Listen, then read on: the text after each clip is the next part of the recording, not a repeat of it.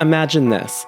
You wake up in the morning and almost immediately a tiny voice in your head starts whispering, You're already behind. Look at the time. You should have been up earlier. You're lazy.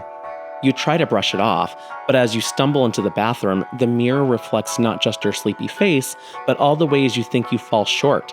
Your skin looks terrible today. Why didn't you stick to that skincare routine? You should be taking better care of yourself.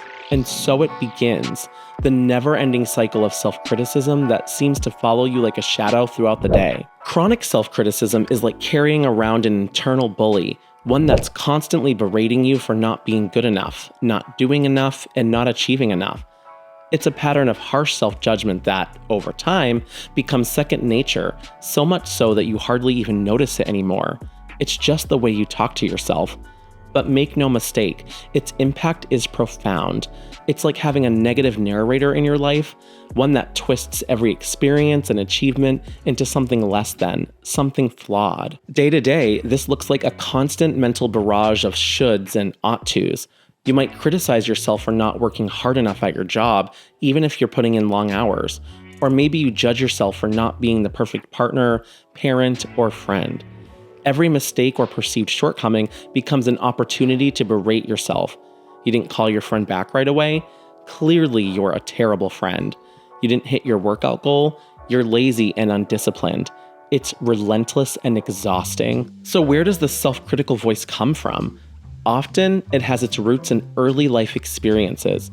Maybe you grew up in an environment where love or approval felt conditional, tied to your achievements, behavior, or appearance. Perhaps the adults in your life were overly critical themselves, and you learned to internalize their judgments. Or it could be that you were praised for perfection, so anything less feels like failure.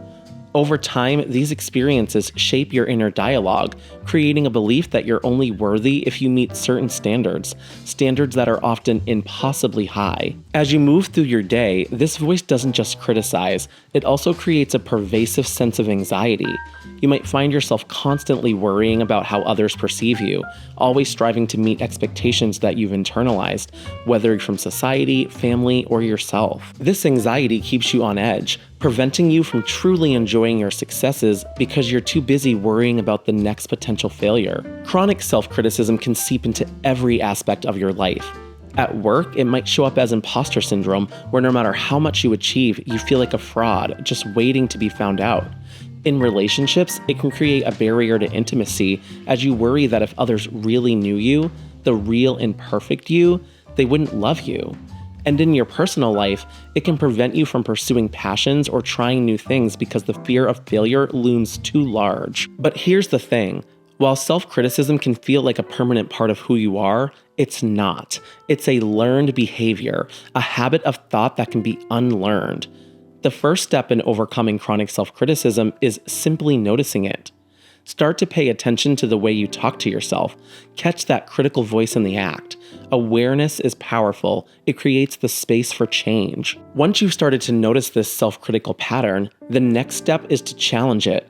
Ask yourself, is this criticism really true?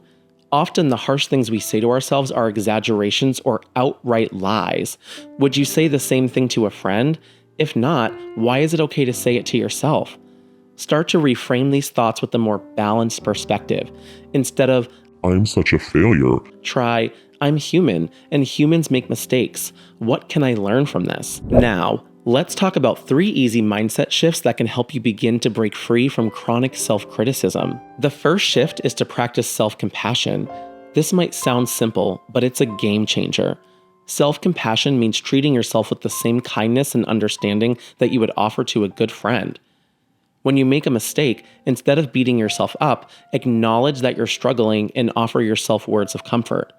It's okay, you're doing your best, can be a powerful counter to the critical voice. The second shift is to focus on progress, not perfection.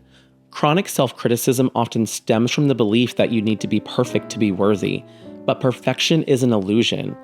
Instead, celebrate your progress, no matter how small. Did you try something new, even if it didn't go perfectly? That's progress. Did you show up, even if you felt scared? That's progress. Shifting your focus from outcomes to effort can help quiet the critical voice and cultivate a sense of pride in your journey. The third shift is to cultivate gratitude for yourself. This means taking time each day to acknowledge and appreciate who you are and what you bring to the table. It's about recognizing your strengths, the qualities that make you uniquely you. Maybe you're a great listener, or you're creative, or you're resilient. Whatever it is, take a moment to appreciate it. Gratitude has a way of softening the edges of self-criticism, allowing you to see yourself in a more positive, balanced light. As you start to make these mindset shifts, you'll likely find that the critical voice becomes quieter. It won't disappear overnight. Habits take time to change. But with practice, you can create a new narrative, one that's grounded in self-compassion, progress, and gratitude. And as you do, you'll find that you're not only kinder to yourself, but you're also more resilient, more confident, and more at peace with who you are. So the next time that critical voice starts up, remember, you have the power to change the story. It's not about being perfect, it's about being human, and being human is more than enough.